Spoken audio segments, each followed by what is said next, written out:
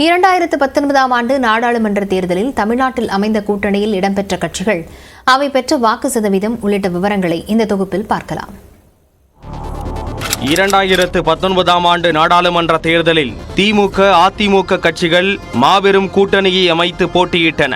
எஸ்டிபிஐயுடன் அம்மா மக்கள் முன்னேற்ற கழகம் கூட்டணி அமைத்தது. நாம் தமிழர் கட்சி, மக்கள் நீதி மய்யம் ஆகியவை தனித்து களம் கண்டன.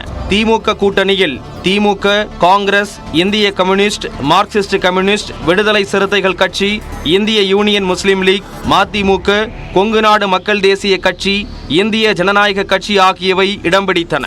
அதிமுக கூட்டணியில் அதிமுக, பாமக, பாஜக, தேமுதிக, புதிய நீதி கட்சி, புதிய தமிழகம், தமிழ் மாநில காங்கிரஸ் ஆகிய கட்சிகள் இடம் பிடித்தன. திமுக கூட்டணியில் திமுக 20 தொகுதிகளிலும், காங்கிரஸ் 9, இந்திய கம்யூனிஸ்ட், மார்க்சிஸ்ட் கம்யூனிஸ்ட், விடுதலை சிறுத்தைகள் கட்சிகள் தலா 2 தொகுதிகளிலும், இந்திய யூனியன் முஸ்லீம் லீக், மதிமுக, கொங்குநாடு மக்கள் தேசிய கட்சி, இந்திய ஜனநாயக கட்சி ஆகியவை தலா 1 தொகுதியிலும் போட்டியிட்டன. இதில் திமுகவின் உதயசூரியன் சின்னத்தில் மதிமுக, கொங்குநாடு மக்கள் தேசிய கட்சி, இந்திய ஜனநாயக கட்சி ஆகியவை களமிறங்கின. விடுதலை சிறுத்தைகள் கட்சி சார்பில் போட்டியிட்ட ரவிக்குமாரும் உதயசூரியன் சின்னத்திலேயே களமிறங்கினார். அதிமுக கூட்டணியில் அதிமுக 20 தொகுதிகளில் போட்டியிட்டது. பாமக 7, பாஜக 5, தேமுதிக 4, புதிய நீதி கட்சி, புதிய தமிழகம், தமிழ் மாநில காங்கிரஸ் ஆகியவை தலா 1 தொகுதியில் களம் கண்டன. இதில் அதிமுகவின் இரட்டை இலை சின்னத்திலேயே புதிய நீதி கட்சி, புதிய தமிழகம் ஆகியவை போட்டியிட்டன. எஸ்டிபிஐ கட்சிக்கு 1 தொகுதியை ஒதுக்கிய அம்மா மக்கள் முன்னேற்ற கழகம் 38 தொகுதிகளில் களம் கண்டது.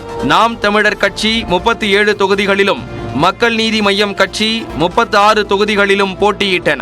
இதில் தேனி தொகுதியில் அதிமுக சார்பில் போட்டியிட்ட பி. ரவீந்திரநாத் வெற்றி பெற்றார். மற்ற 38 தொகுதிகளையும் திமுக கூட்டணி கைப்பற்றியது.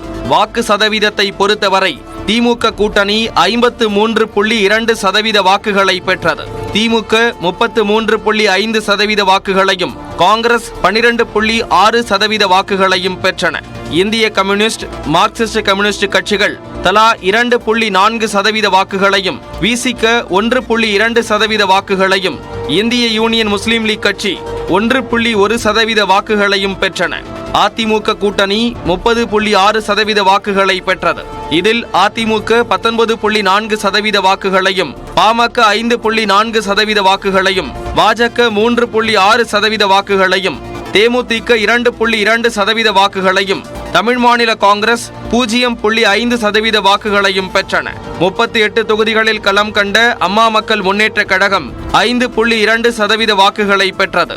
தனித்து களம் கண்ட நாம் தமிழர் கட்சி 3.9% வாக்குகளையும், மக்கள் நீதி மய்யம் 3.7% வாக்குகளையும் பெற்றன.